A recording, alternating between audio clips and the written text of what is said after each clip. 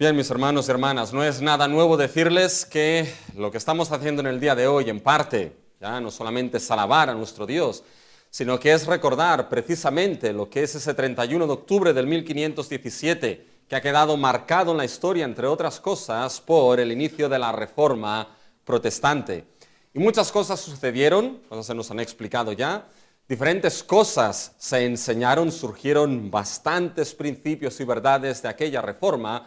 Pero si tuviésemos que resumir lo que es la teología de la Reforma, básicamente se resume en lo que son las conocidas 5 solas. Sola gracia, sola escritura, sola gracia, sola fe, solo Cristo y solo a Dios sea la gloria.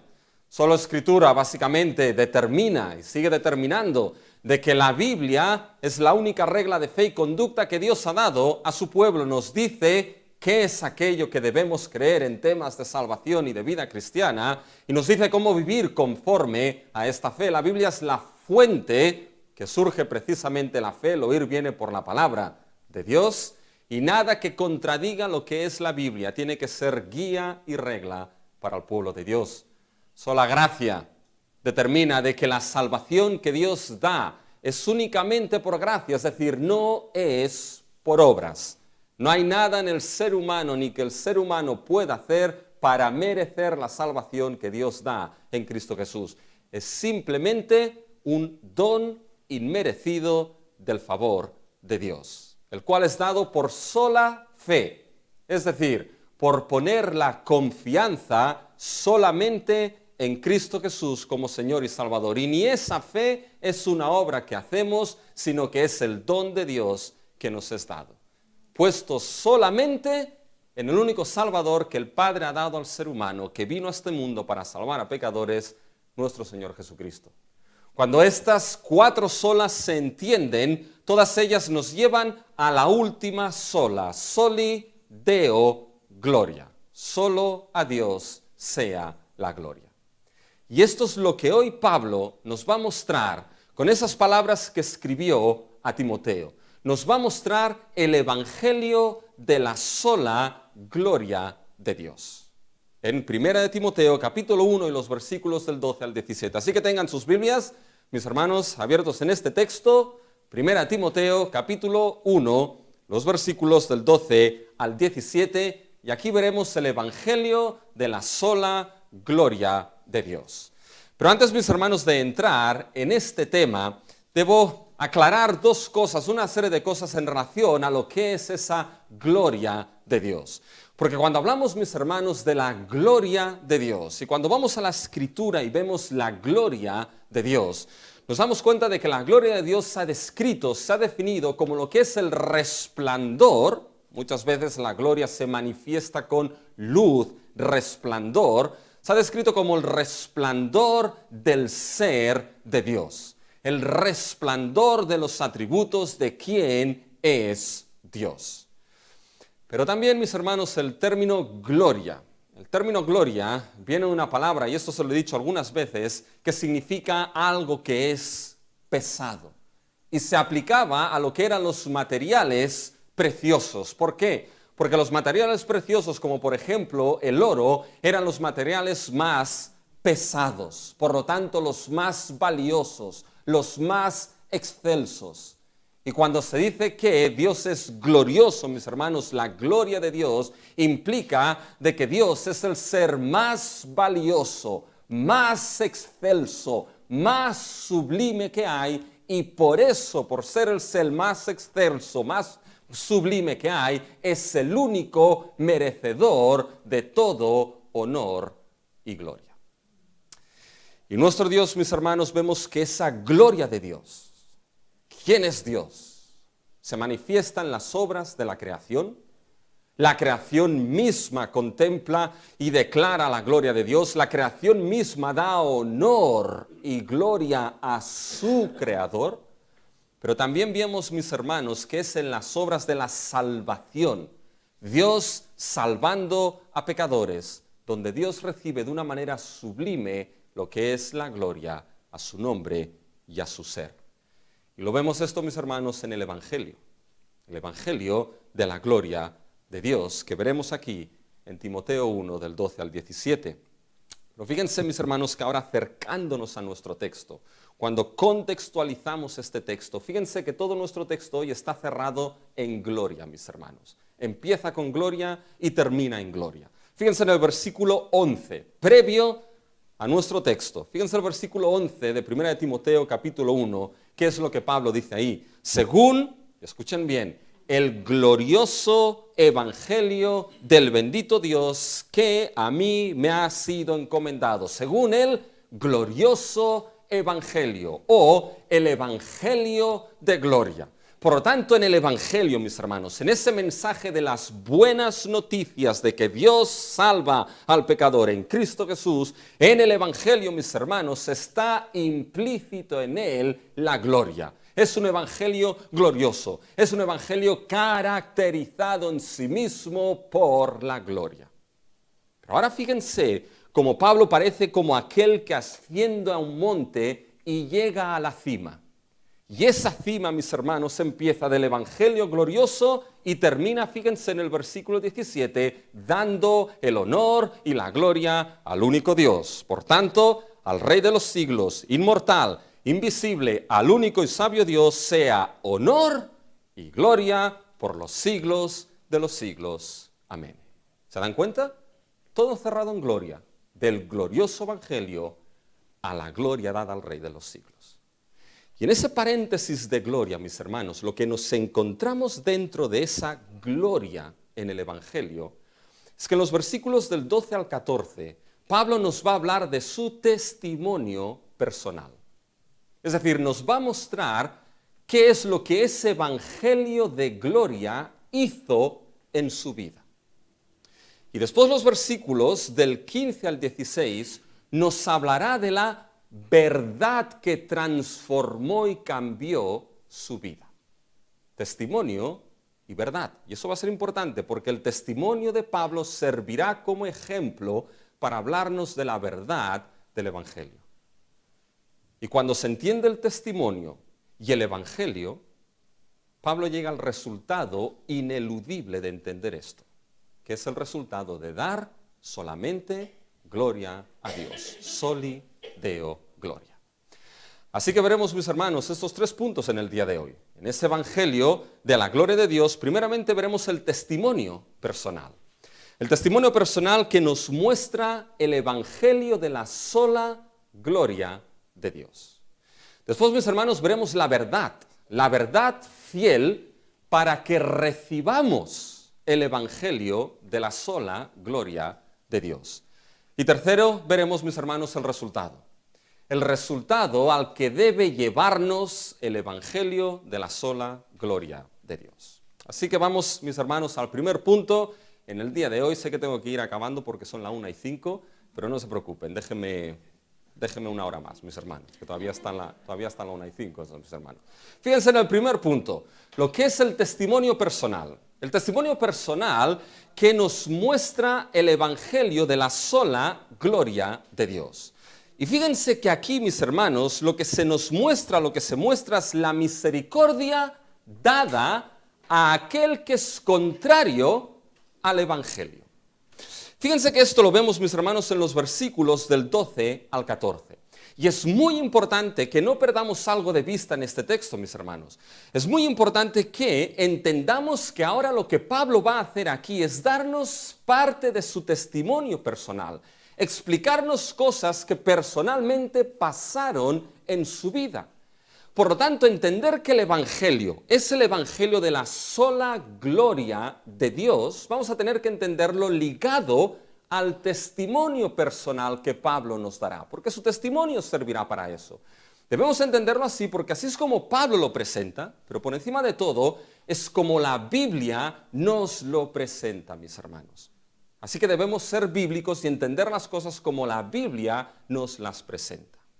Y fíjense que en el versículo 12 Pablo da gracias, mis hermanos. Es una acción de gracias. Doy gracias. Pero ¿dónde proviene esto, mis hermanos? Proviene de todo lo que Pablo ha estado diciendo anteriormente. Fíjense que en el versículo 8, mis hermanos, si empezamos a leer ahí, Pablo dice que la ley es buena. La ley que Dios ha dado es una ley buena. ¿Y es dada para quién? Dice, bueno, versículo 9, conocido es esto, que la ley no fue dada para el justo, sino para los transgresores, desobedientes, para los impeos, pecadores, para los irreverentes, profanos, para los parricidas, matricidas, para los homicidas, para los fornicarios, para los sodomitas, para los secuestradores, para los mentirosos y perjuros, para cuanto se oponga a la sana doctrina. Menudo currículum, mis hermanos. ¿Ya? La ley ha sido dada para todos estos y aquellos que se ponen a la sana doctrina, ¿según qué? Hay un patrón aquí. Fíjense el versículo 11. Según el glorioso evangelio de nuestro bendito Dios. Y en este evangelio, fíjense el versículo 11, que a mí me ha sido encomendado. Literalmente lo que Pablo está diciendo es que este glorioso evangelio, este evangelio de gloria del bendito Dios, es el evangelio que Pablo fue puesto fiel en ese evangelio. Esa es la idea, fue puesto fiel para ese evangelio de gloria. Y esa palabra fiel no la pierdan de vista porque es parte de la columna vertebral de este texto. Porque fíjense que vuelve a aparecer en el versículo 12 la palabra fiel, a mitad, porque me tuvo por fiel. Fíjense ahora el versículo 15, palabra fiel y digna. Por tanto, Pablo empieza diciendo, este evangelio glorioso que a mí me fue encomendado, que se me puso fiel en ese evangelio, y a raíz de esto es que Pablo dice en el versículo 12, doy gracias. Y saben que, mis hermanos, Pablo tenía mucho que dar gracias a Dios por esta razón. Fíjense a quién da gracias. Doy gracias al que me fortaleció, a Cristo Jesús nuestro Señor. Doy gracias al que me fortaleció. Este es, no otro, dice, este es sino otro, a Cristo Jesús nuestro Señor. Quédense con esto. Está dando gracias a Cristo, quien le fortaleció. Ahora, la idea aquí de que Cristo fortaleció a Pablo, mis hermanos, no es la idea de que Cristo le dio ánimo, le dio fuerzas, le dio energía para realizar su ministerio. Sí, eso está, pero no es la idea aquí. La idea de que Cristo fortaleció a Pablo tiene que ver con la razón por la cual fue fortalecido. Fíjense el versículo 12 que nos da esa razón.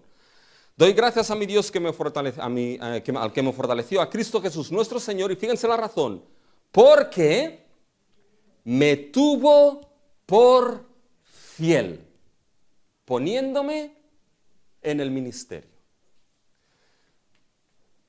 La razón por la que Cristo fortalece a Pablo es porque lo tuvo por fiel para ponerlo en el ministerio, en el servicio del glorioso evangelio.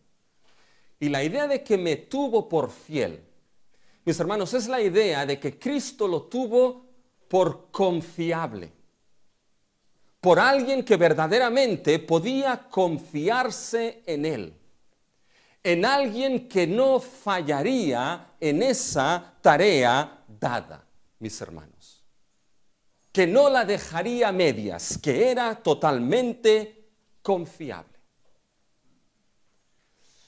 Bien, hasta este punto dice, bueno, ¿y dónde está lo sorprendente de aquí?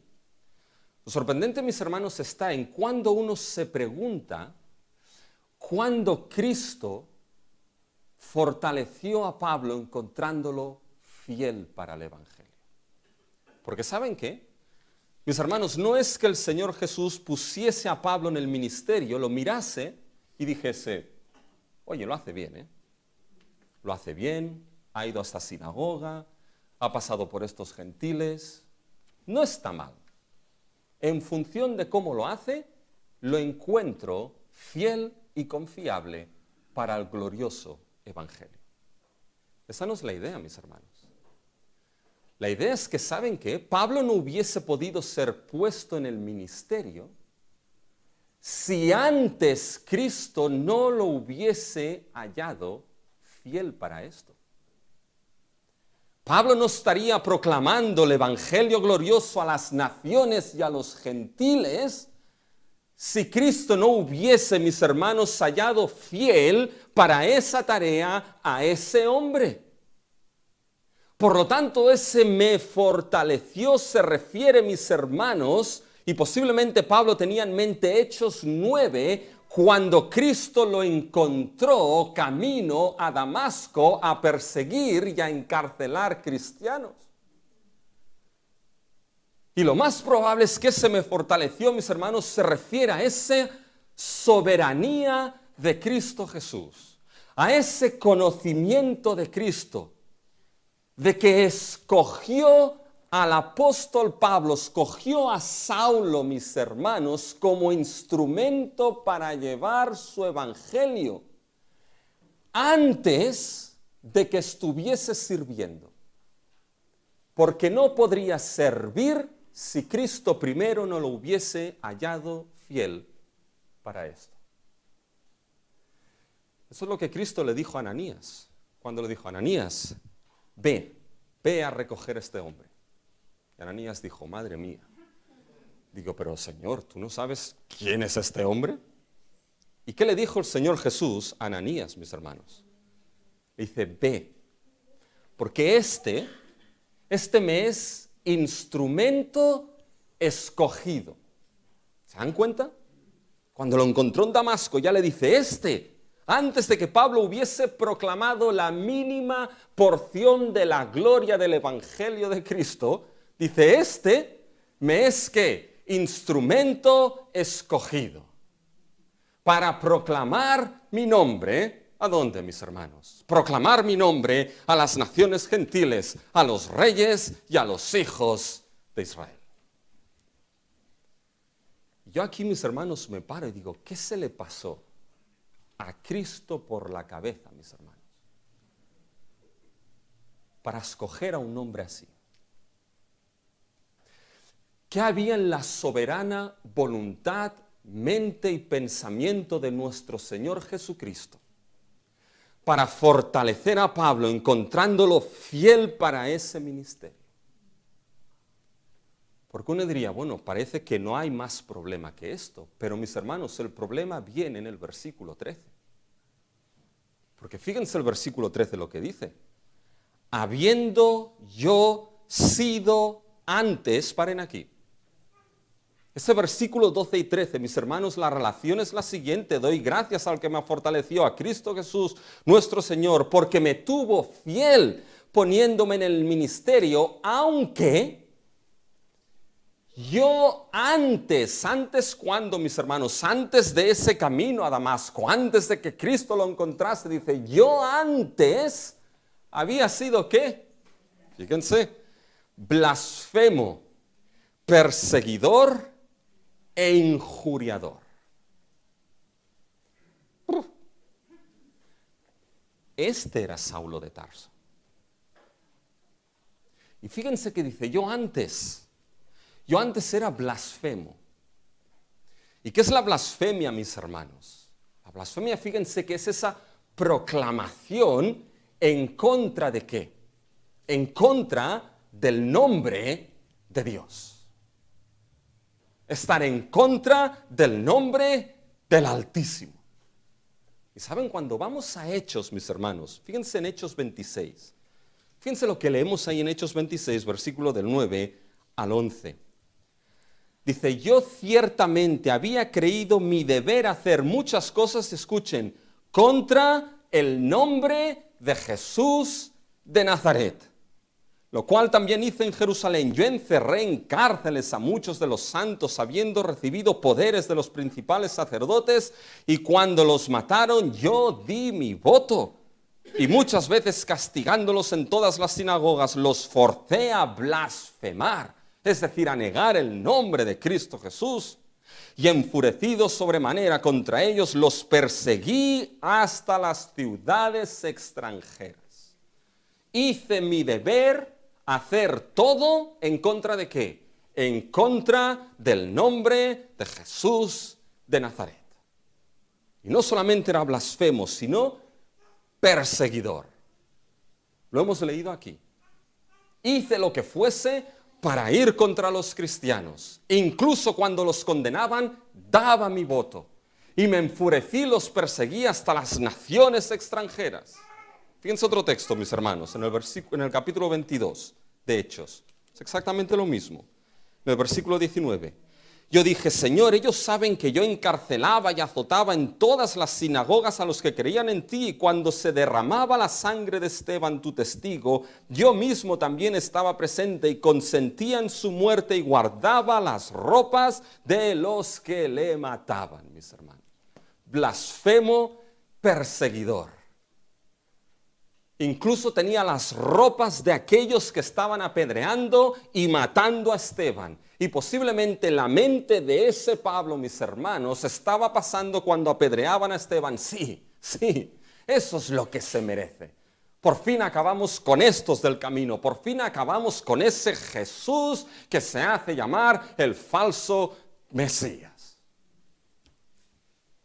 Y no solamente blasfemo y perseguidor, sino injuriador. Aquí el tema de injuriador literalmente es un hombre violento. Mis hermanos, Pablo no era moco de pavo, Pablo tenía su carácter. Y era hombre violento, y lo hemos visto, que hasta perseguía y estaba a favor de la muerte de aquellos que habían creído en Cristo Jesús. Pongan esto, mis hermanos, de la vida de Pablo. ¿Y saben qué?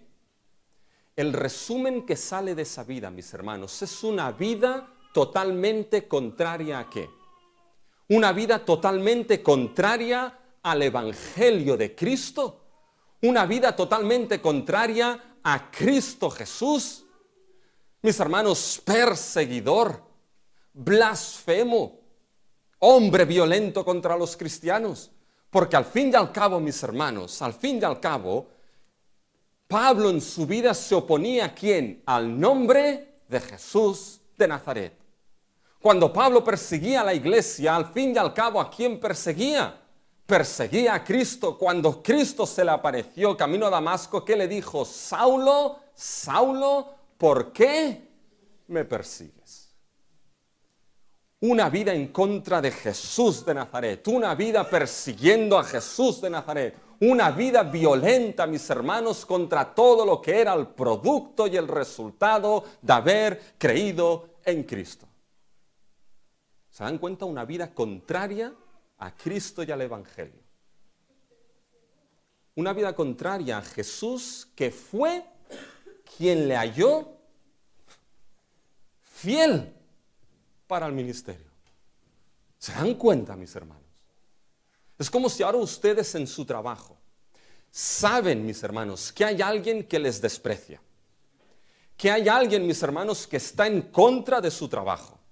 Que hay alguien que de manera consciente y deliberada lo que quiere es destruir totalmente su trabajo. ¿Y saben lo que hacen?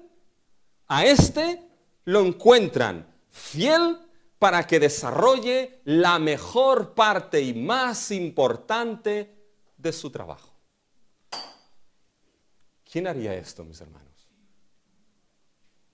¿Quién cogería a un hombre así y lo pondría a cargo de la perla preciosa de nuestro Señor Jesús, que es su glorioso Evangelio? Ahí entienden, mis hermanos, eso que antes les he dicho. ¿Qué se le pasó a Jesús por la mente? ¿Qué tenía en su mente y en su corazón Cristo para ver a ese hombre como siendo quien era, fiel para su ministerio precioso del Evangelio? ¿Cómo Pablo pudo haber sido puesto en ese ministerio y hallado fiel? ¿Cómo? ¿Y saben cuál es la respuesta, mis hermanos? Sigan leyendo, mis hermanos. No escuchen a Paco, sigan leyendo. Habiendo yo sido antes blasfemo, perseguidor e injurador, mas fui recibido a misericordia. Mis hermanos, la única respuesta por la que Pablo fue hallado fiel, ¿saben? No fue primeramente por su vida, fue porque fue hallado, recibido a la gloriosa misericordia de Cristo Jesús, mis hermanos. Y cuando hablamos de la misericordia, ¿qué es esto? Fíjense, fui recibido a misericordia porque lo hice por ignorancia, en incredulidad. Por ignorancia no quiere decir que Pablo no supiese lo que estaba haciendo, ¿eh? Tenía bien claro a quién iba a perseguir. Tenía bien claro las ropas de quién tenía que sustentar mientras mataban a los cristianos. Lo tenía bien claro. La idea de ignorancia es lo que nos ha dicho. Pensé hacer mi deber, el ir en contra del nombre de Jesús. Pablo se creía que su deber, su servicio, el servicio que honestamente estaba haciendo a Dios era perseguir a los cristianos y a Jesús de Nazaret, porque lo hizo en esta ignorancia, por incredulidad, porque no creía, no entendía, no veía que Jesús de Nazaret era, es y será ¿quién, mis hermanos? El eterno Hijo de Dios, el Mesías y Salvador del mundo. Lo hice de esta manera, pero fui recibido a misericordia. Y la misericordia de Dios, mis hermanos, cuando hablamos de la misericordia de Dios, estamos hablando de esta bondad de Dios, dada, mis hermanos, a ese que está en miseria. Y en el Antiguo Testamento la misericordia de Dios se solapa con el amor de Dios, mis hermanos. Ese amor que es dado a aquel que está en pura miseria. Y de una manera sorprendente, sin que hubiese nada en Pablo, siendo blasfemo, perseguidor, injuriador, sin que hiciese nada, la misericordia de Cristo se mostró sobre ese hombre, la bondad de Cristo se derramó sobre ese hombre, y ese hombre blasfemo, injuriador y perseguidor halló misericordia, el amor de Dios se derramó sobre él, para que fuese fiel para ese ministerio. Fui recibido, Pablo no lo buscó esto, le fue dado por Cristo. No tenía que dar gracias el apóstol Pablo. Mis hermanos, yo aquí me paro y pienso, personalmente, sabiendo quién soy yo y lo que hay en mi vida, ¿por qué el Señor me ha puesto donde me ha puesto? Y la única respuesta es por su misericordia. Y si piensan, ¿por qué Dios les ha puesto y les dio salvación y perdón? ¿Por qué? Porque fueron recibidos a misericordia. Y quizá uno piensa, bueno, pero quizá yo no soy tan malo como el apóstol Pablo.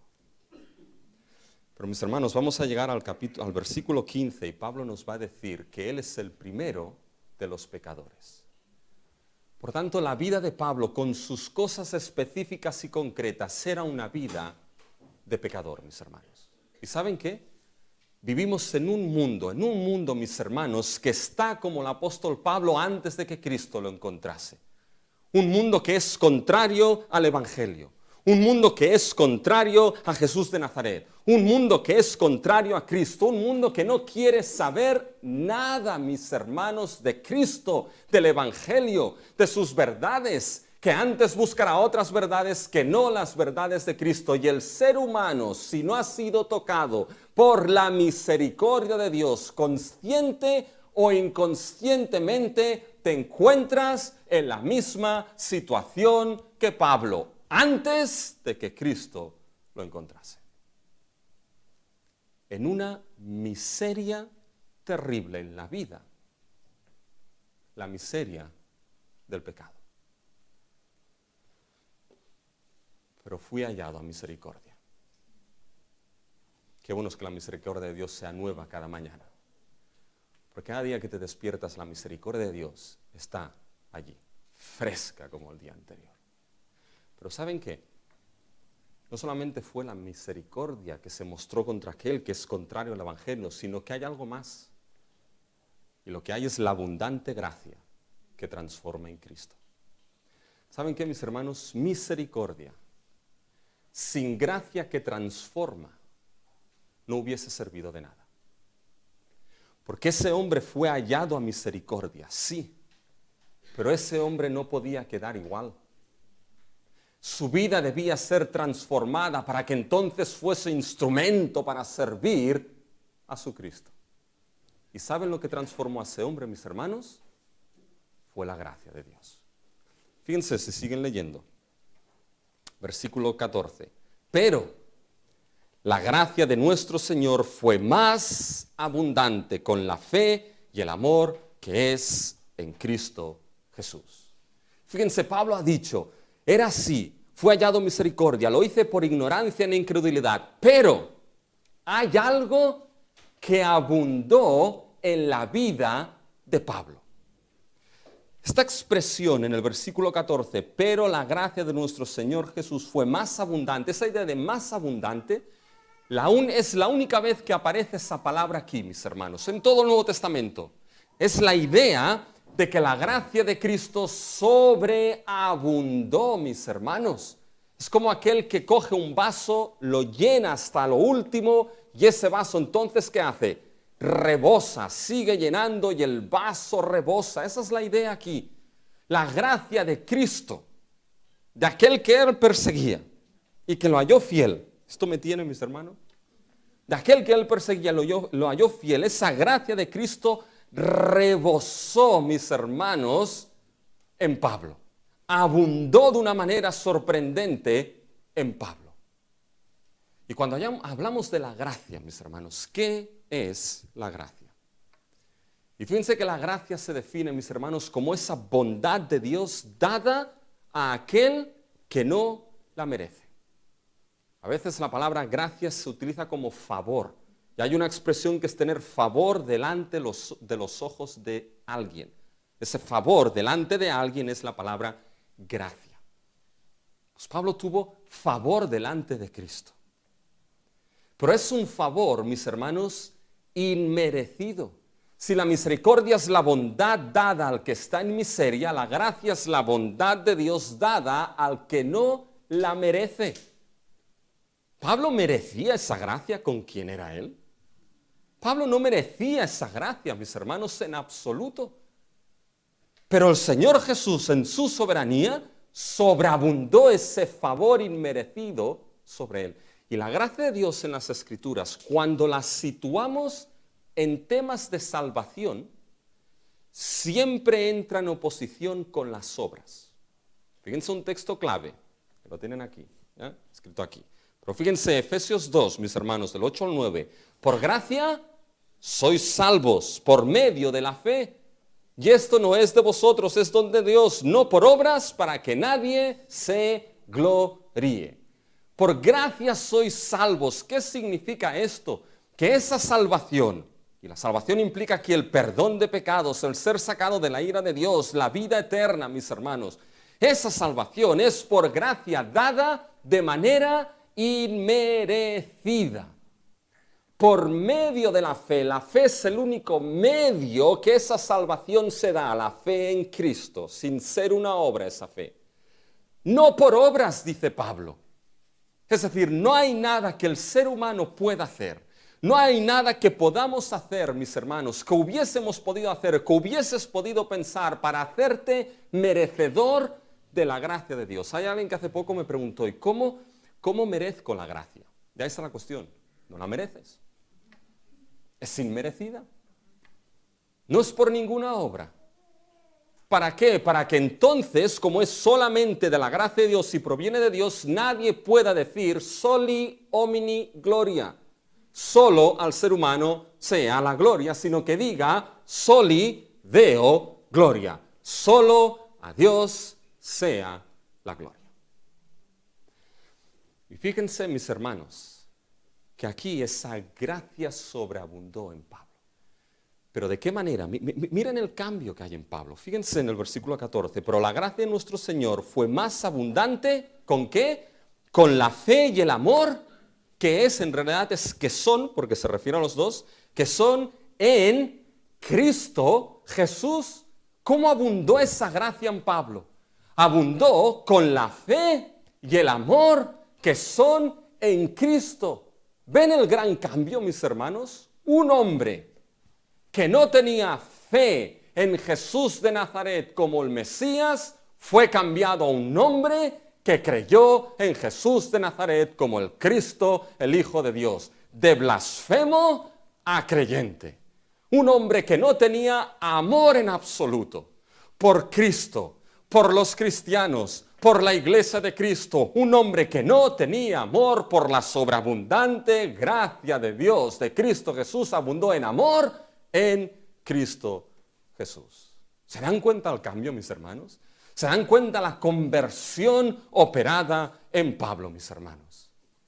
Y es que esta es la cuestión. Esa gracia fue transformadora en Pablo. Halló misericordia y la gracia lo transformó para que ahora fuese creyente, hasta aquel que pudo llegar a decir: para mí vivir es Cristo. No hay otro que rija mi presente que Cristo Jesús, y el morir es ganancia porque voy con mi Señor. ¿Qué cambio en ese hombre, mis hermanos? Y una gracia que llevó a Pablo a amar a Cristo y a servir con toda su alma a Cristo Jesús. Porque solo la gracia es capaz de cambiar tu vida. Quizás estás sin entender quién es Jesús, sin entender el tema de pecado, sin entender que uno es pecador, rebelde delante de Dios por su pecado, y solamente la gracia que Cristo haga sobreabundar puede abrir tus ojos y entender que ese Jesús es el Cristo, el Hijo de Dios, y en Él hay salvación. No es extrañar que a lo largo de la historia, mis hermanos, esa gracia sublime quedase reflejada en himnos. Isaac Watts, mis hermanos, que escribió sublime gracia del Señor, que a un infeliz salvó. Fui ciego yo, mas veo hoy, perdido, y Él me halló. O el himno que hemos cantado, mis hermanos, del autor Rufus McDaniel: cuán glorioso fue el cambio operado en mi ser, viniendo a mi vida el Señor. Y mis hermanos, cuando vemos ese testimonio de Pablo, hay varias cosas que debemos aprender de aquí, mis hermanos. Fíjense, lo primero es que si sacamos la misericordia y la gracia de Cristo de esa vida de Pablo, ¿con qué nos quedamos, mis hermanos? Nos quedamos con un hombre blasfemo, perseguidor, injuriador y condenado por su pecado. Si sacas la misericordia y la gracia de Dios, te quedas con un hombre como era Saulo de Tarso. Pero si pones la misericordia y la gracia de Dios, que Pablo no buscó y que Pablo no mereció, pero que le fue dado, ¿con qué te quedas? Que el Evangelio es soli deo gloria. Porque solamente Cristo hizo esto en la vida de Pablo. Pero saben, hay mucho más. Porque esa misericordia y esa gracia, mis hermanos, en la Biblia muchas veces se utilizan para mostrar la gloria de Dios. Piensen en Moisés, en Éxodo 34. Mis hermanos, que en Éxodo 34, ¿qué le pidió Moisés a Dios? Muéstrame tu gloria. Y Dios le dijo: no vamos a hacerlo así. Digo, hay lugar, este texto me encanta, quizás será el próximo devocional. Hay lugar junto a mí. Y tú estarás en la peña. Y cuando mi gloria pase, yo te pondré en la hendidura de la peña. Y te taparé con mi mano. Y la gloria de Dios pasó delante de Moisés. ¿Y qué es lo que vio Moisés de la gloria de Dios, mis hermanos? ¿Saben lo importante? No es lo que vio, sino lo que escuchó. Porque cuando la gloria de Jehová pasó por delante de Moisés, escondido en la hendidura de aquella peña, Jehová proclamó su nombre. El nombre que trae gloria a ese Dios. Y dijo: Jehová, Jehová, fuerte, grande en misericordia y clemente. La palabra clemente es la palabra hebrea para gracia. Jehová, Jehová, fuerte y misericordioso, grande en misericordia, grande en gracia, que perdona la iniquidad y el pecado de los suyos, que no dará por inocente al culpable. Pero mirar esa misericordia y esa gracia, cuando la gloria de Dios pasó por delante de Moisés, ¿qué escuchó Moisés? Al Dios que se proclamaba grande en misericordia y grande en gracia. Y eso, mis hermanos, sucedió en el momento en que Israel cayó en la miseria más baja de todas, en adorar a un becerro de oro. Y lo que escuchó por la pura gracia de Dios es que su Dios es misericordioso y lleno de gracia, y por eso podían seguir adelante. Y qué gloriosos que nosotros vemos lo que Moisés no pudo ver. Aquel encarnado, nuestro Señor Jesús, Dios encarnado, vimos su gloria. Gloria del unigénito del Padre, lleno de gracia y verdad. Y cuando Cristo fue puesto en aquella cruz para salvar a pecadores, mostrar su misericordia y mostrar su gracia para salvar a los que nada podíamos hacer por nuestro pecado, ¿saben lo que pasó delante de nuestros ojos? La gloriosa gloria de nuestro Dios en Cristo Jesús. Soli Deo Gloria. No es de extrañar que Pablo a los Corintios les dijese que el conocimiento, Dios dijo, sea la luz, y alumbró el conocimiento de la gloria de Dios en la faz de nuestro Señor Jesucristo. Cuando ves vidas cambiadas por el Evangelio de misericordia y gracia y gloria, cuando ves vidas de gente que no quería saber nada de Cristo y ahora siguen a Cristo, es el testimonio, quizá, que Cristo te está dando para que entiendas de que su Evangelio es de misericordia, gracia y salvación. Pablo te está diciendo, esta es mi historia, y ¿sabes lo que dice ahora Pablo? Esta puede ser tu historia también. Porque ahora pasamos al segundo punto. Madre mía. Ya son las 2 casi. Les digo, estos son más cortos. No, mentira. Fíjense el segundo punto, mis hermanos. Es la verdad fiel. La verdad fiel, mis hermanos, para que recibamos el Evangelio de la sola gloria de Dios. ¿Qué verdad, si le preguntamos a Pablo, qué verdad cambió tu vida? Y ahora Pablo responde. Fíjense el versículo 15. Palabra fiel y digna de ser recibida por todos. Y la pregunta es, ¿cuál es el contenido de esa palabra fiel, mis hermanos? Y el contenido es que Cristo vino al mundo para salvar por misericordia al pecador. Palabra fiel y digna de ser recibida por todos. ¿Se dan cuenta la idea de fiel? Es decir, hay una palabra aquí la cual es confiable, una palabra que no te va a fallar y por lo tanto es digna de ser recibida por todos. Aquí ese todos, mis hermanos, fíjense cómo Pablo ahora va de su testimonio personal a todos. Y ese todos se refiere, mis hermanos, a todos sin distinción, a todo aquel que es pecador. ¿Y saben quién está aquí? Toda la humanidad sin excepción, por la caída de Adán en Génesis 3. Por tanto, la palabra es digna, es fiel de ser recibida. ¿Por qué? Porque la dignidad de que se reciba recae en que es fiel, en que no va a fallar, en que lo que escuchas de esa palabra es verdad. Y si confías en ella, puedes plenamente confiar porque no va a fallar. Bien, ¿cuál es esta palabra? Fíjense, palabra fiel y digna de ser recibida por todos. Y aquí viene el mensaje, que Cristo Jesús vino al mundo para salvar, ¿a quién? A los pecadores, mis hermanos. Un resumen cortito, pero glorioso del Evangelio de nuestro Señor Jesucristo. Y alguien puede decir, ¿por qué este mensaje que Cristo vino al mundo para salvar a los pecadores? ¿Por qué es fiel? ¿Por qué puedo fiarme de él? Y Pablo te lo ha dicho. ¿No has visto mi testimonio personal?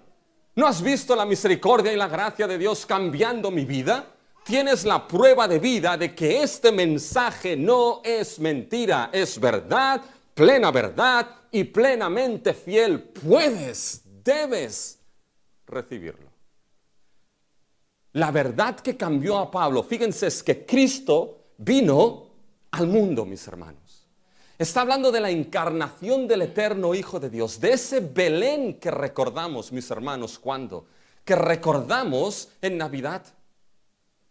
Está hablando de que el eterno Hijo de Dios, mis hermanos, lo que hizo, mis hermanos, fue dejar su gloria eterna.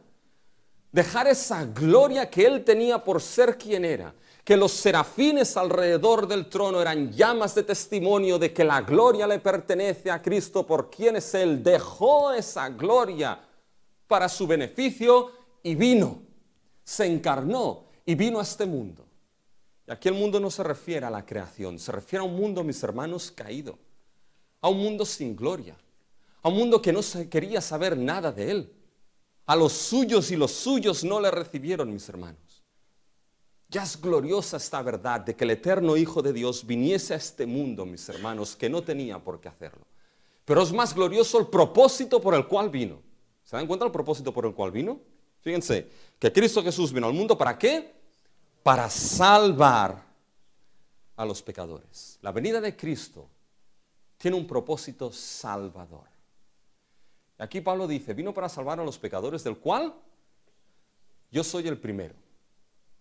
Bueno, ¿qué está diciendo aquí Pablo? No quiere decir que es el primero de todos, ¿ya? Porque había muchos otros pecadores antes de Pablo, ¿ya? Está diciendo que a nivel de categoría, mis hermanos, Él se sitúa como el primero de esos pecadores. Eso nos demuestra que el testimonio personal de Pablo no solamente fue un testimonio que lo transformó para ponerlo al servicio, es un testimonio de salvación. Que Cristo vino a salvarlo primero. Y la idea de que Él es el primero es que Pablo tenía marcado, mis hermanos, en su vida, bien profundo, de lo que había sido antes. De cómo había perseguido a Cristo, a la iglesia, a los cristianos. De cómo había consentido en la muerte de muchos. De cómo andaba en contra del nombre de Jesús de Nazaret. Por eso se sitúa al primero. ¿Pero el primero de qué, mis hermanos? El primero de muchos pecadores. Por lo tanto, hay toda una lista, mis hermanos, ahí detrás. Y esa lista es toda la humanidad que, como he dicho, por la caída de Adán, estamos en esa condición. El ser pecador no es solamente por lo que haces. Es nuestra condición de rebeldía delante de Dios. Es quién somos en nuestro ser y en nuestra naturaleza. Rebeldes, sin querer ni poder nada de Dios. ¿Se dan cuenta? Vino a salvar a estos, en los cuales estamos nosotros, del cual soy yo el primero. Pero para esto, fíjense, dice, versículo 16, pero por esto, otra vez, fui recibido a misericordia. Nuevamente, mis hermanos, la misericordia de Dios. ¿Por qué recibió misericordia Pablo? ¿Sabes por qué?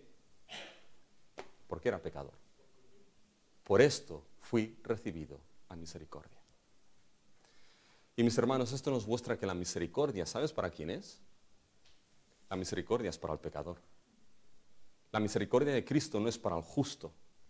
La misericordia de Cristo es para aquel que es pecador. La misericordia de Cristo es para aquel que se reconoce que en su vida está en bancarrota espiritual.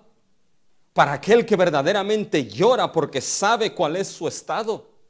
Para aquel que quizá por la gracia tiene un anhelo de justicia delante de Dios que sabe que no puede conseguir. Para este es la misericordia de Cristo. Es como aquel leproso que se acercó a Cristo y le dijo, Señor, si puedes, si quieres, puedes limpiarme. Y Marcos escribe, y Jesús tuvo misericordia de él, extendió su mano y le tocó y dijo, quiero, sé limpio. Pero fíjense, hay otra cosa aquí, antes de cerrar este segundo punto en conclusión. No solamente vemos que Cristo vino al mundo para salvar a los pecadores por misericordia, sino cuando nos preguntamos, ¿cuál es el propósito? El propósito de que Pablo fuese hallado a misericordia. Y fíjense, la respuesta es mostrar la paciencia para aquellos que creerán por vida eterna.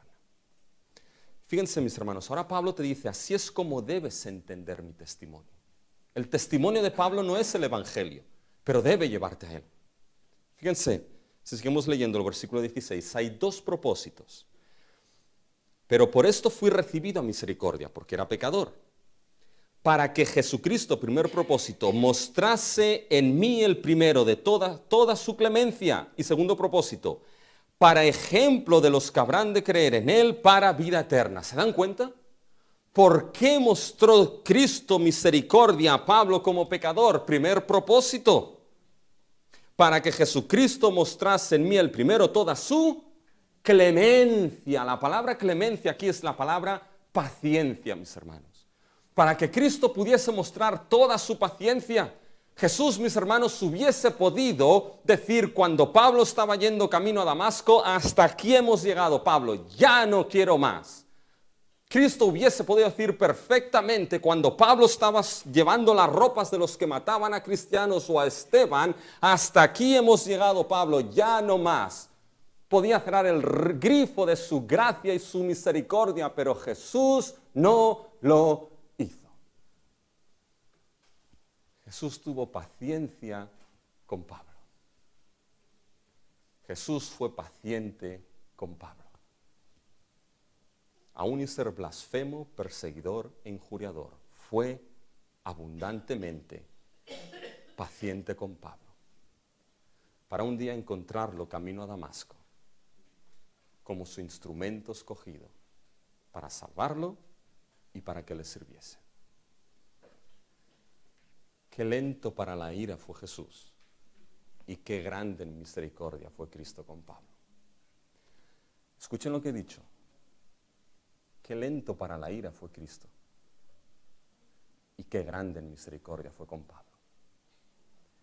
Y cuando lo entendemos así, mis hermanos, lento para la ira, grande en misericordia y gracia, ese lenguaje se aplica solamente a uno en la Biblia, y se aplica a Dios.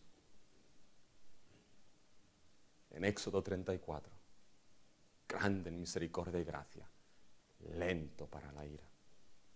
Números 14 y 18, Jehová lento para la ira y grande en misericordia, que perdona la iniquidad y la rebelión, aunque de ninguna manera tendrá por inocente el culpable. Jehová grande, lento para la ira y grande en misericordia y gracia. Y a quien vemos aquí es a nuestro Señor Jesús, siendo paciente, lento para la ira y grande en misericordia y gracia con Pablo. ¿Y saben lo que nos demuestra esto, mis hermanos? Que nuestro Señor Jesucristo es Dios. Y es el Dios que mostró misericordia, gracia y paciencia con Pablo. ¿Y lo hizo para qué? Sigan leyendo el versículo 16. Mostró en mí el primero de toda su clemencia para ejemplo de los que habían de creer en él para vida eterna. Aquí está como debes mirar el Evangelio, el testimonio de Pablo. Cristo hizo eso con Pablo para ponerlo ejemplo para todos los que han de creer en Cristo. O si ciertamente solamente el ser humano puede creer si Cristo da ese don de la fe. Solamente se puede creer porque esta es la obra de Dios, que creas en el que Él ha enviado. Pero siendo la obra de Dios, déjame que te diga que debes creer en el Evangelio de Cristo Jesús. Y lo puso como ejemplo a Pablo y mostró esa paciencia para que ahora aquellos que han de creer por la gracia de Dios puedan creer no en Pablo, sino en la verdad de que Cristo vino al mundo para salvar al pecador, que con arrepentimiento se acerca a Cristo y le dice: Señor, si quieres puedes limpiarme. Y Jesús dice: quiero, sé limpio. Y cuando lo entendemos así, quizá puedes pensar en tu vida: es que no sabes, Rubén, lo que hay en mi vida. Es que solamente yo sé lo que hay en mi vida. Lo malo que he sido, lo malo que hay, lo que he hecho, nadie más lo sabe. Para mí no hay perdón, para mí no hay reconciliación. ¿Cómo se podría aceptar a alguien como yo? Y llevas esa carga como el peregrino encima de tus hombros por lo que es tu vida y lo que has hecho. Pero entonces llega el testimonio de Pablo, dice: mira quién era yo, el primero de los pecadores, y Cristo mostró misericordia, Cristo mostró su gracia, Cristo me salvó. Y ahí tienes la gloriosa salvación de que Cristo no rechaza al pecador que se acerca con arrepentimiento y fe delante de su cruz. Y saben, esto es lo que trae más gloria a nuestro Dios. Las obras de la creación traen gloria a Dios. Pero este evangelio de Dios, salvando en Cristo al que no merecería ser salvado, al que es rebelde a Él, mis hermanos, esto trae gloria a Dios de una manera sublime. ¿Saben por qué? Cuando Cristo oró en Juan 17, ¿sabéis lo que le dijo al Padre? Padre, la hora ha llegado. Glorifica a tu Hijo, para que también tu Hijo te glorifique a ti. Y la idea del Padre glorificando a su Hijo, ¿saben cuál es? Que el Hijo moriría en la cruz para el perdón de pecados. En la cruz está el perdón. Que el Hijo resucitaría para vida eterna y que ascendería al trono celestial para gobierno y reino eterno. Padre, glorifica a tu Hijo de esta manera. Y cuando el Padre glorificó al Hijo en la cruz, en la resurrección y en la ascensión, en esa obra, ¿sabéis lo que el Hijo consigue? El Hijo en esa obra, obra y asegura la salvación del pecador, mis hermanos. Y cuando el pecador es salvo por el Hijo glorificado, aquel que recibe la gloria es el Padre que ha diseñado este sublime y glorioso evangelio de nuestro bendito Dios, mis hermanos.